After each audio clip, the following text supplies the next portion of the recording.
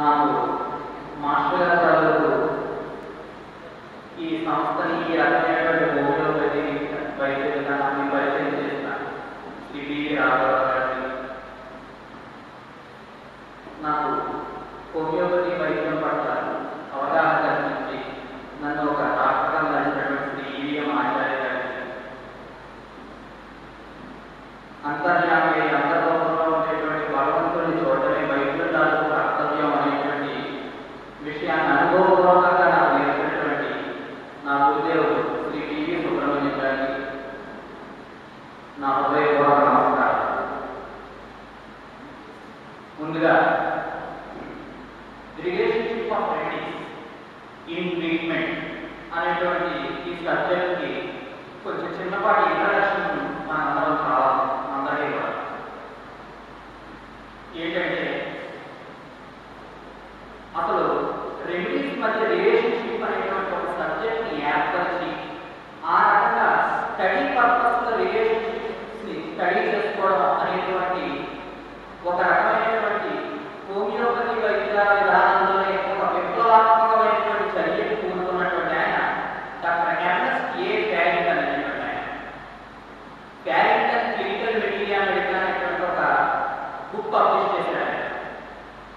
ఆయన ఎంత గొప్ప డాక్టర్ గారు అంటే ఆయన వివేకానంద స్వామి అంటే ఆయన బతుకున్నది 36 సంవత్సరాలు, కానీ 100 సంవత్సరాలు వర్క్ చేస్తారు ఆయన హోమియోపతి. అయితే చాలా మంది ఈ క్లినికల్ అని ఒక పదం దగ్గరికి వచ్చేసరికి అంటే నాగోటవాడు ఆ పుస్తకాన్ని పక్కన పెట్టేస్తారు.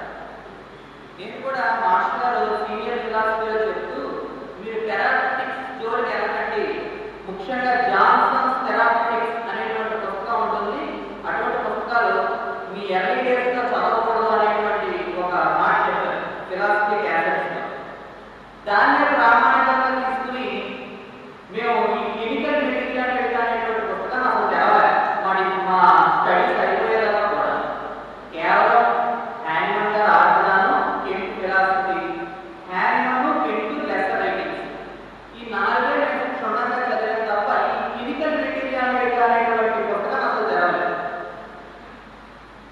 తర్వాత ప్రాక్టీస్ చేస్తున్నప్పుడు వివిధ సందర్భాల్లో రెమెడీని ఎలా డిఫరెన్షియేట్ చేయాలి, ఒకే ఒక్క పాయింట్లో అక్కడ ఇక్కడ తేడా ఉంటుంది. ఉదాహరణకి ఒక కేసులో స్ట్రాంగ్ యాసిడ్ ఫాస్ సిమ్టమ్స్ ఉన్నాయి, టిపికల్గా ఉన్న యాసిడ్ ఫాస్ సిమ్టమ్స్ అన్ని, కానీ పేషెంట్లో ఇండిఫరెన్స్ కాకుండా ఇరిటబిలిటీ ఉంది. ఆ ఒకటే తేడాగా ఉంది. మిగతా అన్ని యాసిడ్ ఫాస్ సిమ్టమ్స్గా ఉన్నాయి.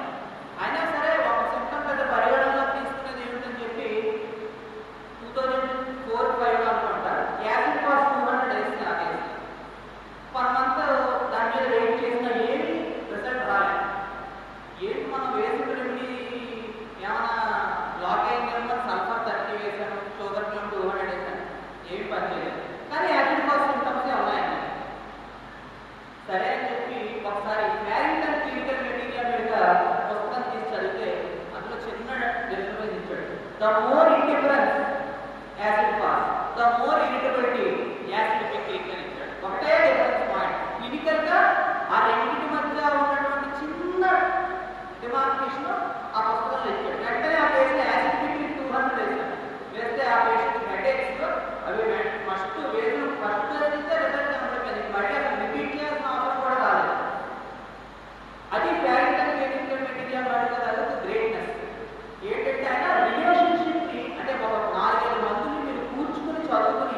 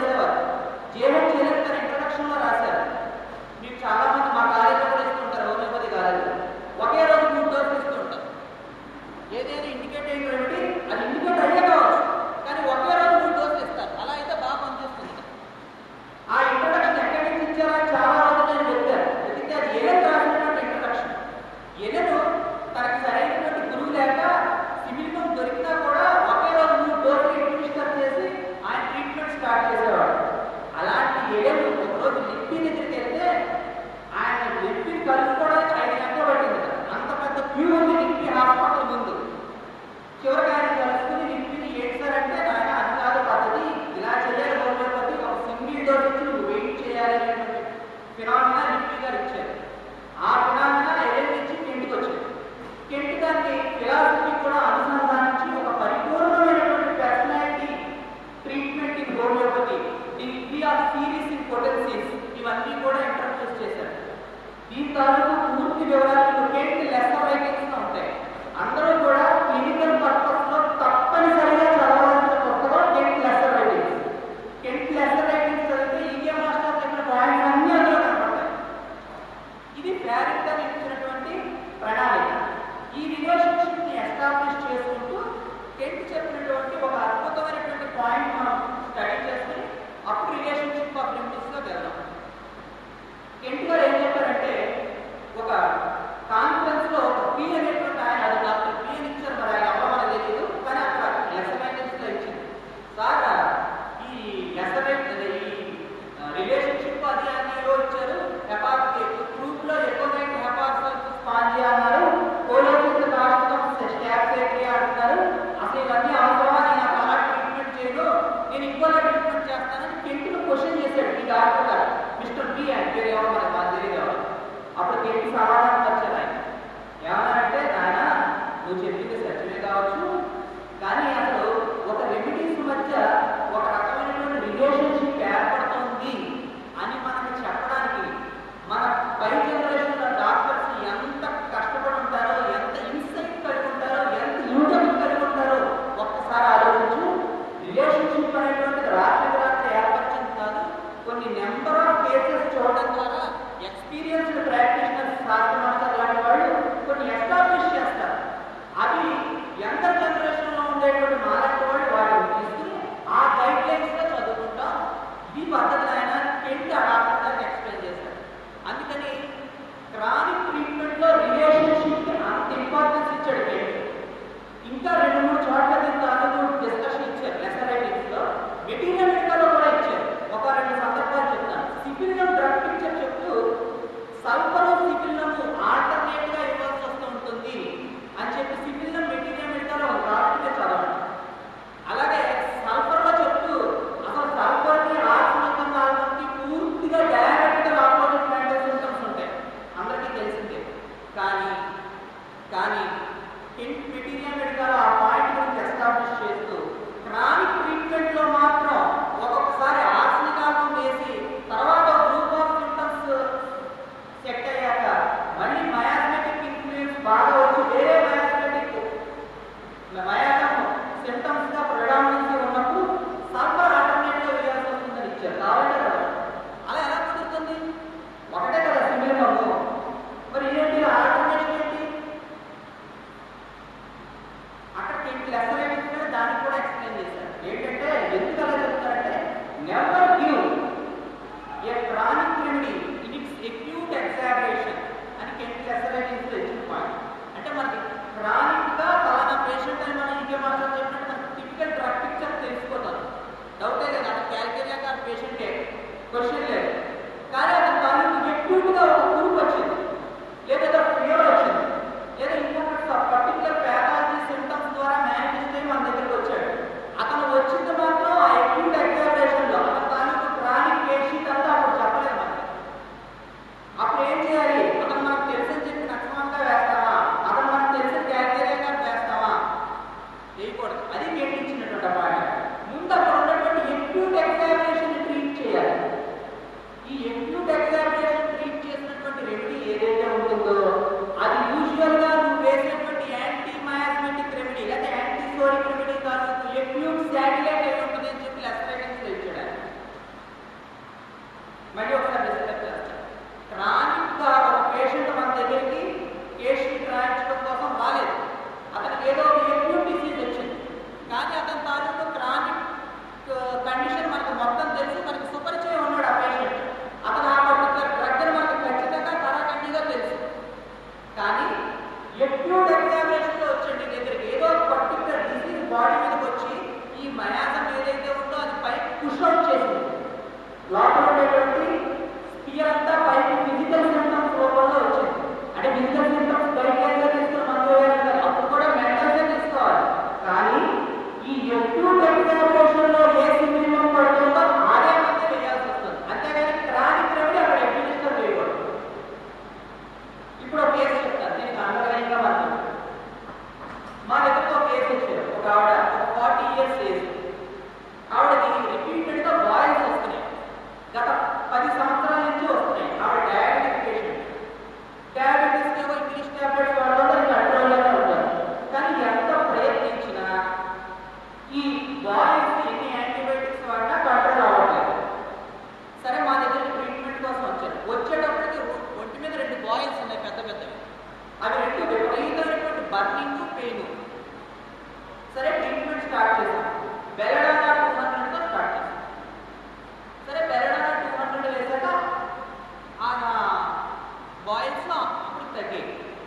లోపు మా తాలూకు అజాగ్రత్త వల్ల కావచ్చు, బతకం వల్ల కావచ్చు, మేము యాంటీబయాటిక్ రెమెడీ సెలెక్ట్ చేసుకొని రెడీగా ఉంచుకోలేదు. ఒక నెల పోతే మళ్ళీ వచ్చేసి ఈసారి బెల్లడోనా 200 వేసాం, తగ్గలే. 1 వేసాం, తగ్గి. సరే నెక్స్ట్ టైం ఇలా కాదు, మనకి క్రానిక్గా సెలెక్ట్ చేసుకోవాలని చెప్పి ఒకసారి గుర్తొచ్చింది కదా, అందుకని కేస్ షీట్ స్టడీ చేసాం మొత్తం అంతా. తీస్తే బెల్లడోనా తాలూకు యూజువల్ క్రానిక్ క్యాల్కేరియా కార్డ్. సరే క్యాల్కేరియా కార్డ్ 200 ఒక డోస్ ఇచ్చాం. ఇస్తే 2 months బాగానే ఏమి రాలేదు, ట్రీట్మెంట్ మానేసిందా. 2 months తర్వాత మళ్ళీ బాగా ఇదేంటి క్యాల్కేరియా కార్డ్ కూడా ఏదో ఎందుకు జరిగిందని చెప్పి క్యాల్కేరియా కార్డ్ 200 వేయకుండా మళ్ళీ ఎక్కువగా బాయిల్స్ వచ్చాక మళ్ళీ బెల్లడోనా 200 వేసాం. వేస్తే ఆసారి కూడా మళ్ళీ వెంటనే ఆ బాయిల్స్ తగ్గి. ఇలా 2-3 సార్లు మేము మధ్యకాలంలో క్యాల్కేరియా కార్డ్ వేయడం, కానీ ఆకుండా వచ్చేయడం ఇంకోసారి కూడా జరిగింది. ఒక క్యాల్కేరియా బెల్లడోనా రిలేషన్షిప్ కన్నా డెప్త్లో ఉందన్నమాట. అందుకని ఈకే మాస్టర్ ఇచ్చిన series belladonna, calcarea card, lexis, sugar కిరణం, ఇది సిరీస్గా ఇచ్చారు మాస్టర్. అందుకని షుగర్ కిరణం సెలెక్ట్ చేసి షుగర్ కిరణం 200 ఇచ్చాం. ఇస్తే ఆవిడ 2 months మళ్ళీ ఏమీ రాలేదు. 2 months తర్వాత మళ్ళీ పిక్చర్ మామూలే, మళ్ళీ బాయిల్స్ వచ్చాయి. కాకపోతే ఇదివరకు సివియర్ బర్నింగ్, పెయిన్, ఫీవర్ రావట్లేదు, కానీ బాయిల్స్ రావడం మాత్రం ఆగట్లేదు. అప్పుడు మళ్ళీ కేసు ముందు పెట్టుకుని మళ్ళీ స్టడీ చేశాం. స్టడీ చేస్తే మిగతా సింటమ్స్ అన్ని క్యాల్కేరియా లాగే ఉన్నప్పటికీ ఈ బాయిల్ కనుక మనం వదిలేస్తే రప్చర్ అవడం, ఆ పస్ బయటకు వస్తే పేషెంట్ బెటర్ అవడం అనేటువంటి మిగతా సింటమ్స్ కూడా కన్సిడరేట్ చేసుకోవాలి అని అనిపించింది. ఆ డైమెన్షన్లో క్యాల్కేరియా సల్ఫ్ 200 ఒకటే డోసు. 1 year అయింది, ఇప్పుడు వచ్చి ఆవిడకి మళ్ళీ బాయిల్స్ రాలేదు. 1 year తర్వాత మళ్ళీ ఇంత లాస్ట్ వీక్లోనే ఆవిడకి మళ్ళీ బాయిల్ వచ్చింది, కానీ అప్పుడు అంత లేదు. ఈసారి కూడా బెల్లడోనా 200 వేసాం, తగ్గిపోయింది. కానీ 1 year క్యాల్కేరియా సల్ఫ్తో తగ్గిపోయింది ఆవిడ. ఒకటే డోసు క్యాల్కేరియా సల్ఫ్. ఎలాగా? మోడ్ ఆఫ్ ట్రీట్మెంట్, ఇది కెంట్ ఇచ్చినటువంటి పాయింట్. లెసరైటిక్స్లో కెంట్ డిస్కస్ చేసినటువంటి పాయింట్ ఏంటంటే ఎక్యూట్ ఎగ్జామినేషన్స్లో క్రానిక్ రెమెడీ ఇవ్వడం వల్ల కేసు స్పాయిల్ అయిపోతుంది. పేషెంట్ మన దగ్గర నుంచి ఒక్కొక్కసారి వెళ్ళిపోతూ ఉంటాడు కూడా. ఎందుకంటే మనం క్రానిక్గా రెమెడీ సెలెక్ట్ చేసి వేస్తాం, వాడికి చాలా సివియర్ ఫీల్డ్లో ఉంటుంది. దాంతో ఒక్కొక్కసారి మన ట్రీట్మెంట్తో పక్కకపోతే ఒక్కొక్కసారి అయిపోతే కూడా వాడవలసి వస్తుంది. ఈ పాయింట్నే ఆయన లెసర్ రైటింగ్స్లో చాలా చాలా చాలా స్ట్రెస్ చేస్తారు. చదివితే మీకు అర్థమవుతుంది. అందుకని ఎక్యూట్ రెమెడీస్ని మనం బాగా పరిగణనలోకి తీసుకోవాలి. ఎక్యూట్ రెమెడీస్ని ఎక్యూట్ ఎగ్జామినేషన్లో ఇవ్వాలి. తగ్గాక మనం రెడీగా వాడి తాలూకు మెంటల్స్, ఫిజికల్ జనరల్స్, మెంటల్ జనరల్స్, మిగతా symptoms, strain, rare, peculiar symptoms, యూజువల్గా ఈ ముందు వేసినటువంటి రెమెడీ తాలూకు రిలేషన్షిప్లో ఉండేటువంటి క్రానిక్ రెమెడీ 90% అదే అవుతుంది. ఎలాగంటే రెండో కేసు కూడా చెప్తాను. ఒక పాపకి 2 చేతుల్లోనూ సివియర్గా సోరియాసిస్ ఎరప్షన్స్గా వచ్చాయి. ఏ రకమైన దురద ఉండేవి కాదు, కానీ 2 అరిచేతులు విపరీతమైన పగుళ్ళు సడన్గా వచ్చేసేవి. ఒక 2-3 months విపరీతమైనటువంటి మంట, నొప్పి, కానీ దురదలేదు. సరే ఎలోపతి డాక్టర్ చూపిస్తే అది సోరియాసిస్, మామార్ సోరియాసిస్ డయాగ్నోస్ చేశారు. సరే పేషెంట్ని మన దగ్గరికి తీసుకొచ్చారు. తీసుకొస్తే మొత్తం మెంటల్స్, ఫిజికల్స్ అన్నీ రాసుకుని ఆ patient calcarea card patient calcarea card 200 ఇచ్చాం. ఇస్తే తగ్గిపోయింది. ఒక 15 days 20 daysలోనే పూర్తిగా నార్మల్ అయిపోయింది, మన చేతుల్లో అయిపోయింది. అబ్బాయి భలే తగ్గిందని చెప్పి ఆవిడ 10 మందిని తీసుకొచ్చింది కూడా మన దగ్గర ట్రీట్మెంట్. చాలా బాగుంది. 3 months పోయాక మళ్ళీ వచ్చేసి మొత్తం ఈ వచ్చిన 10 మంది మానేశారు. ఎందుకు వాళ్ళకి మనం ఫస్ట్లోనే ఎక్స్ప్లెయిన్ చేయలేదు. ఇది యాంటీమయాస్మేటిక్గా ట్రీట్ చేయాల్సిన కేసు. మన క్యాల్కేరియా కార్డు ఆ డెప్త్లో సరిపోలేదు. సరే మళ్ళీ ఇందాక మా జూనియర్ మధురిమ చెప్పింది కదా, ఆ రకమైన మెంటల్ సింటమ్స్ ఉన్నాయి ఆ అమ్మాయి, ఒక 18 years ఏజ్. సరే చూసి మళ్ళీ క్యాల్కేరియా కార్డు 200 వేసి పక్కన షుగర్ మనం రాసి అట్టే పెట్టుకున్నాం. అదే ఇందాక చెప్పింది కదా, మొబైల్, కంప్యూటర్ అవి. సరే చూసాం, క్యాల్కేరియా కార్డు 200తో కూడా వెంటనే రిజల్ట్ కనిపించింది, తగ్గిపోయింది. ఒక 3-4 months ఏమీ లేదు. వెంటనే ఆల్రెడీ సెలెక్ట్ చేసి అట్టే పెట్టుకున్నాం కదా, షుగర్ క్రీమ్ కెమిన్ ఒకటే డోస్ వేస్తే అది ఫ్రీ డిస్పెన్సరీలో చేశారన్నమాట. ఆ నెక్స్ట్ ఒక 2-3 months అమ్మాయి వాళ్ళ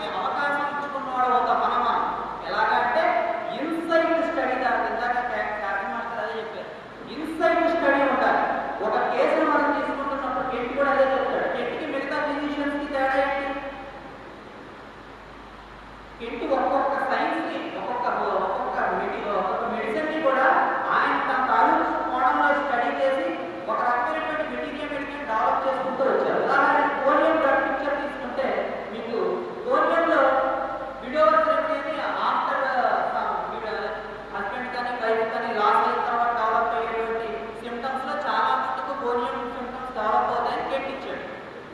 కెట్ డిస్కస్ ఎలాగా పోలియో ప్రూవింగ్ ఎవరైనా చనిపోయారు అలాగా కాదు కదా. అంటే ఆయన ఎంత ఇన్సైట్ గా స్టడీ చేసుకుంటాడు ఒక్కొక్క డ్రగ్ ని ఆలోచించాడు. అలా మనం ఏ మేర స్టడీ చేస్తున్నామో ఆలోచించాడు. మందులు ఇవ్వడం కాదు, జనరేషన్స్ లో ఆ మందుల తాలూకు స్టడీని మనం పెంచుకోవాలి. అదే ఇండియా మాస్టర్ చేసి సీనియర్ ఫిలాసఫీలో షుగర్ తాలూకు డ్రగ్ పిక్చర్ తీసుకుంటే మైండ్ తిరిగిపోతుంది. మ్యాథమెటికల్ డైమెన్షన్స్ అబ్రాడ్ నమో షుగర్ నమో రిలేషన్షిప్స్ అని ఎంత డీటెయిల్ గా డిస్క్రైబ్ చేశారు. ఎందుకు ఆయన జనరేషన్స్ ని స్టడీ చేసుకుంటూ ముందుకు వెళ్ళారు. ప్రతి మెడిసిన్ ని ఆ పద్ధతిలో చదువుకుంటూ వెళ్ళారు. కాబట్టి ప్రతి హోమియోపతి డాక్టర్ ఈ రెమెడీ రిలేషన్షిప్స్ నుంచి స్టడీ చేసుకుని మొదలు పెట్టుకుని జనరేషన్స్ లో ఏ రకంగా మెటీరియా మెడికా తాలూకు విస్తారమైనటువంటి ప్రణాళిక జరుగుతుందనేటువంటిది ఇన్సైట్ తో పరిశీలించాలి. అక్కడ కావాల్సిందని. అలాగే కాంప్లెక్స్ మెడికల్స్ లో మీకు లాస్ ఆఫ్ స్లీప్ వల్ల కంప్లైంట్స్ జరుగుతాయనేటువంటిది యానిమల్ దగ్గర నుంచి వస్తున్నటువంటి పాయింట్. ఏంటి ఏం చెప్పారు? యూరియస్ లో మీరు చదివితే తెలుస్తుంది. ఏ రకమైనటువంటి టెన్షన్ లేకుండా ఏదో నర్స్ డ్యూటీగా చేసుకుంటూ లాస్ ఆఫ్ స్లీప్ ఉందనుకోండి, వాళ్ళకి వచ్చే కాంప్లెక్స్ లో కాంప్లెక్స్ మెడికల్స్ పడదాం. కాంప్లెక్స్ మెడికల్స్ ఎవరిలో పడుతుంది? యాంగ్జైటీ ఉండాలి. అంటే మన వాళ్ళు మనకు అనిపిస్తూ టెన్షన్ పడుతూ రాత్రి నిద్ర మేలుతూ వాళ్ళు చేస్తూ ఉంటారు సర్వీస్. అలాంటి వాళ్ళలో డెవలప్ అయ్యేటువంటి వ్యక్తికో, అలాంటి వాళ్ళలో డెవలప్ అయ్యేటువంటి హెడేక్స్, అలాంటి వాళ్ళలో డెవలప్ అయ్యేటువంటి నెర్వస్ సింప్టమ్స్, అలాంటి వాళ్ళలో డెవలప్ అయ్యేటువంటి స్పైనల్ ట్రబుల్స్. నేను కేసులో వేస్తాను కాంప్లెక్స్ స్పైనల్ డిజార్డర్ లో. ఏంటంటే వాళ్ళ అత్తగారికి కొన్ని సంవత్సరాల పాటు అర్ధరాత్రి అపరాత్రి లేకుండా యూరిన్కి మోషన్కి ఎత్తుకుంటే వెళ్ళాల్సి వచ్చింది. ఆ బేసిస్ లో కాంప్లెక్స్ మెడికల్స్ తగ్గింది. ఎన్ని మందులు మార్చారో తగ్గలే. ఈ డైమెన్షన్ లో కాంప్లెక్స్ మెడికల్స్ తగ్గింది. కాబట్టి ఆ రకమైనటువంటి అప్రోచ్ మనకి కావాలి. కెంటిచ్చినటువంటి ఇన్సైట్ డెప్త్ మనకి కావాలి. అలా డెవలప్ చేయడానికి మెటీరియల్ మెడికల్ మనం ప్రయత్నం చేయాలి. వేళ మొదలు పెడితే ఎప్పుడూ అవుతుంది. But at least we must start. ఇది మనకి కెంటిచ్చినటువంటి డైమెన్షన్. ఇలాగే ఇంకో కేసు చెప్తాను. ఒక బాబు తీసుకొచ్చారు, ఒక 9 years బాబు. అతనికి పాపం బాగా కష్టపడి చదువుతాడు, బాగా ఆట చేస్తాడు, గోడలు దొక్కుతాడు, అవి దొక్కుతాడు, అస్తమానం థ్రోట్ ఇన్ఫెక్షన్స్ రావడం, టాన్సిల్స్ ఇంత వాచిపోవడం, ముక్కులో ఎడినాయిడ్స్ ఉన్నాయని చెప్పడం, ప్రతి 1 నెల రోజులకి జ్వరం వచ్చేది. సరే డాక్టర్ గారి దగ్గర తీసుకెళ్తే పైన ముక్కులో కాయలున్నాయి, నోరులో కాయలున్నాయి, రెండు తీసేయాలని చెప్పారు. సరే వెంటనే మన దగ్గర తీసుకొస్తే మనం కేస్ షీట్ అంతా స్టడీ చేశాను. బెలడానా 200 ఒక డోస్ వచ్చాం. తీస్తే ఒక 2-3 months పాటు అసలు ఫీవర్స్ రాలేదు. మళ్ళీ తర్వాత మామూలే. ఈసారి ఫీవర్స్ రాకుండానే కాయలు వాచిపోవడం, నోట్లో గొంతు నిప్పి దిగలేకపోవడం, గుటకేయలేకపోవడం, ముక్కులో కాయలు అడ్డుపడడం, రాత్రిపూట నోరు తెచ్చుకుని పడుకోవడం, ఇవి సిమ్టమ్స్గా వాళ్ళు ఇచ్చారు. చూస్తే బెలడానాకి సహజంగా వచ్చేటువంటి తగ్గ complementary relationship 90% calcarea carbon study చేస్తే ఆ పేషెంట్ ఎగ్జాక్ట్ గా సరిపోయింది. అతనికి ఏంటంటే ఫిజికల్ ఇంతలా ఉంటాడు, అన్ని స్లో లెర్నింగ్, వాకింగ్ స్లో అయిపోయింది, టాకింగ్ స్లో అయిపోయింది. స్కూల్లో లెసన్స్ చెప్తే బాగా కష్టపడి చదువుతాడు, అక్కడికి వెళ్ళేసరికి మర్చిపోతాడు, మ్యాథ్స్ బాగా వీకు. సరే ఈ సిమ్టమ్స్ అన్ని టేస్ట్ చేస్తున్నారు. వాళ్ళ తండ్రి గారు నాకు ఒక 15 రోజులు టైం ఇచ్చారు. ఈ 15 రోజుల్లో మా వాడి గొడవ పెట్టడం తగ్గిపోవాలి, నోరు అలా తెచ్చి పడుకోవడం ఆగిపోవాలి, ఛాలెంజ్. లేకపోతే హాస్పిటల్ తీసుకెళ్ళిపోతాను, నాకు కట్ చేయించేస్తాను. వద్దయా బాబు అంటే నేను తీసుకెళ్ళిపోతాను, మా ఇంట్లో మా ఆడవాళ్ళ ఇంట్లో నా మాట అన్నాడు. సరే 15 రోజులు టైం ఇచ్చారు. క్యాల్కేరియా కాబట్టి 200 ఒక్కో డోస్ ఇచ్చారు.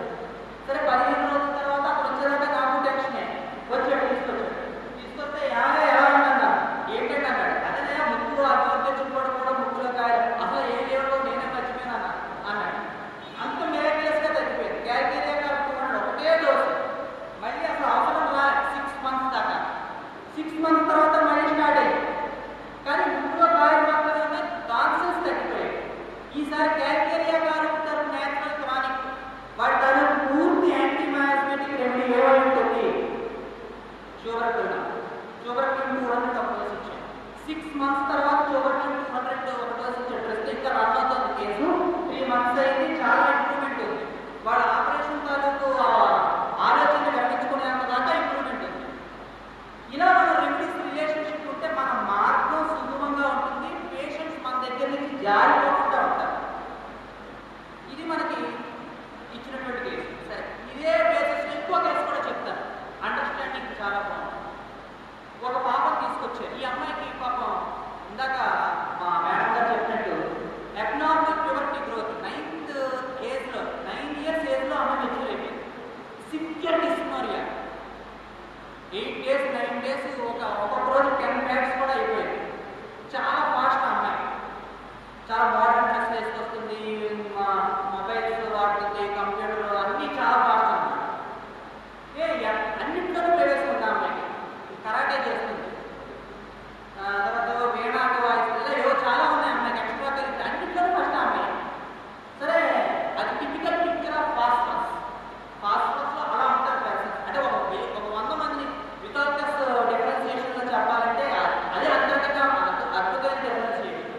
ఫాస్ఫరస్ని ఎలా కనుక్కుంటే ఫాస్ఫరస్ సెల్ఫ్ లూమినియస్ మెటల్. అంటే ఒక 100 మెటల్స్ పెట్టామనుకోండి, ఫాస్ఫరస్ దాని అంతటా అదే ప్రకాశిస్తూ ఉంటుంది, ఈజీగా ఐడెంటిఫై చేయగలం. అలాగే ఫాస్ఫరస్ 100 మందిలో ఉన్నా సరే వాడి తాలూకు ఇంపాక్ట్ ఎలా ఉంటుందంటే టప్పర్ వీడు వచ్చాడని అందరికీ తెలుస్తుంది. అది జనరల్గా ఫాస్ఫరస్ సింటమ్. అలా ఉంటారు ఫాస్ఫరస్ ఇండివిజువల్స్. ఆ అమ్మాయి కూడా అంతే. ఇప్పుడు నేను చెప్పినటువంటి పిక్చర్ ఆ అమ్మాయి వచ్చిందంటే తెలిసిపోతుంది అనమాట. అన్ని రకాలుగా ఆ అమ్మాయికి అంత అప్రోచ్ ఉంది. సరే, ఫాస్ఫరస్ 200తో ట్రీట్మెంట్ స్టార్ట్ చేసాం. ఓ చాలా గొప్పగా ఉంది పిక్చర్, ఇంకేముంది, ఇంకా ఇదే మందు డెఫినెట్గా తగ్గిపోతుంది. ఫాస్ఫరస్ 200 అయితే తగ్గిపోయింది నిజంగానే. 2 months అసలు డిస్కవరీ అయ్యారు. వాళ్ళ అమ్మగారు కూడా చాలా ఆశ్చర్యపడ్డారు. ఏంటంటే వాళ్ళు మెచ్యూర్ అయినప్పటి నుంచి ఒక 4 ఏళ్ళు చూపడుతున్నాం, చాలా అద్భుతంగా తగ్గిందని. 3 నెలలు అయితే మళ్ళీ మామూలే. సరే, ఫాస్ఫరస్ పనిచేసింది కదా అని చెప్పి ఫాస్ఫరస్ మన్నం వేసాం, తగ్గలే. ఒకరోజు ఇలా ప్రాబ్లంగా ఉందని మెన్సెస్లోనే తీసుకొచ్చేసారు. డిస్కవరీ అవుతుంటే విపరీతమైనటువంటి బ్లీడింగ్, కడుపు నొప్పి, గిలగిల్లాడిపోతారు, ప్లెథోరిక్ ఇండివిజువల్. ఈ బేసిస్ అన్ని తీసుకుని బెరడాలో 200 వేసాం. 200 ఇస్తే గంటలో తగ్గిపోయింది డిస్కవరియా. అరే భలే తగ్గింది అని చెప్పి ఆమె బెరడోనా మీదే ఉంచి నెక్స్ట్ సబ్సిక్వెంట్గా ఆ పీరియడ్ అయ్యాక బెరడోనా మన్నం ఇస్తే మళ్ళీ 3 months రాలే. ఈసారి 3 months ఆమె హాస్టల్లో జాయిన్ చేశారు. విజయవాడ హాస్టల్లో ఉంటారు. ఒకరోజు మిడ్ నైట్ ఫోన్ చేసింది, సివియర్ డిస్కవరియా, 3 months రావట్లేదు కదా అని నేను రిజర్వ్ బైబిల్లో ఓకే మొదటి టీచర్ ఇచ్చేవాడు, అది కూడా మానేశారు, తగ్గిపోయింది అనుకుని.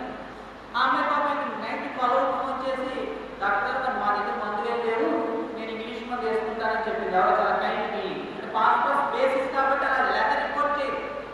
సరే, మొత్తం మీద ఇంగ్లీష్ మెడిసిన్ వాడేసింది. 2 days తర్వాత మళ్ళీ పాపం విజయవాడ నుంచి తీసుకొచ్చారు. అవి కూడా చాలా ఎక్కువ వచ్చేసిందండి, ఈ మంత్తో చాలా ప్రాబ్లం అయిపోయింది, విపరీతమైన బ్లీడింగ్, మళ్ళీ మొన్న అప్పుడు ఎలా వచ్చిందో అలా వచ్చింది. ఇప్పుడు బెరడోనా వేసాం, ఫాస్ఫరస్ వేసాం, మనం అంట అవ్వట్లేదు, మెటీరియల్ మెడికల్ సరిగ్గా వెళ్ళకపోతున్నాం, ఏదో ప్రాబ్లం ఉందని చెప్పి అసలు నేచురల్ కాంప్లిమెంటరీ బెరడోనాకి క్యాల్కేరియా కార్డ్ కాబట్టి ఓసారి క్యాల్కేరియా కార్డ్ ట్రై చేద్దాం. ఈవెన్ దో ఫాస్ఫరస్ సింప్టమ్స్ ప్రిడామినెన్స్గా ఉన్నా బెరడోనా యాక్ట్ చేసి వదిలేస్తున్నటువంటి ఫీచర్స్ ఉన్నాయి కాబట్టి బెరడోనా సింప్టమ్స్ మనకి ప్రిడామినెంట్గా కనపడుతున్నాయి కాబట్టి ఒక్కసారి క్యాల్కేరియా కార్డ్ 200 ఒక డోస్ వేసి చూద్దాం అని చెప్పి క్యాల్కేరియా కార్డ్ 200 ఒకటే డోస్ వేసి చేసాం. 8 months అయింది, ఇంకా వాడుతుంది పేషెంట్. 8 months నుంచి డిస్కవరీ రాలేదు, పూర్తిగా తగ్గిపోయింది. ఒకటే డోస్ క్యాల్కేరియా కార్డ్ 200. రేపు మాకు ట్రీట్మెంట్ స్టాప్ చేసేమన్నా అని చెప్తున్నాం. అలా అన్నమాట రిలేషన్షిప్ మనకు తెలియటం వల్ల వచ్చేటువంటి అడ్వాంటేజెస్ ఏంటంటే ఒక్కొక్కసారి మనం పంట పాలైపోయినటువంటిప్పుడు వీటి నుంచి మనం సహాయంగా తీసుకుని పెద్దవాళ్ళ తాలూకు మార్గదర్శకత్వం నాయన మా గొప్ప కాదని తెలిపి వేస్తే రిజల్ట్స్ ఆ రకంగా ఉంటాయి. అది బెరడోనా, క్యాల్కేరియా కార్డు, లాక్సిస్, ట్యూబర్క్యులమ్ ఈ సర్కిల్లో ఉండేటువంటి రిలేషన్షిప్స్ మధ్య ఉండేటువంటి అద్భుతమైనటువంటి పాయింట్. ఇంకొక గ్రూప్ చెప్తాం, శాంగినేరియా అనేటువంటి మెడిసిన్. చాలా సర్వేలు ఇప్పుడు విపరీతంగా ఉన్నాయి ఈ మధ్య. ఈ కంప్యూటర్ ఆపరేషన్ వాళ్ళకి అంటే పూర్వం టైప్ చేశారు కంప్యూటర్స్. వాళ్ళు ఏంటంటే ఎక్యూట్గా మన దగ్గరికి వస్తారు, విపరీతంగా చెయ్యి లాగేస్తూ ఉంటుంది. ఇక్కడి నుంచి మొదలెట్టి ఈ చెయ్యి అంతా రాత్రులు ఎక్కువైపోతూ ఉంటుంది, చాలా ఇబ్బందిగా ఉంది. మన దగ్గరికి తీసుకొచ్చారు. వాడి తాలూకు మొత్తం కేస్ షీట్ రాసుకున్నాం. వాడికి ఏదో ఒక యాంటీబయాటిక్ రెమెడీ ఇండికేట్ అవుతుంది. ఉదాహరణకి మనం నక్సాంతా పేషెంట్ అనుకుందాం, లేదా లైకోపోడియం పేషెంట్ అనుకుందాం. వెంటనే నక్సాంతో లైకోపోడియం ఇచ్చేవాళ్ళం మొదట్లో మేము కూడా. ఇస్తే కొంతమంది నక్సాంతా 200 ఇచ్చి కింద శాంగినేరియా 6 రిజర్వ్ ఇచ్చేవాళ్ళం ఒకసారి. అంటే నా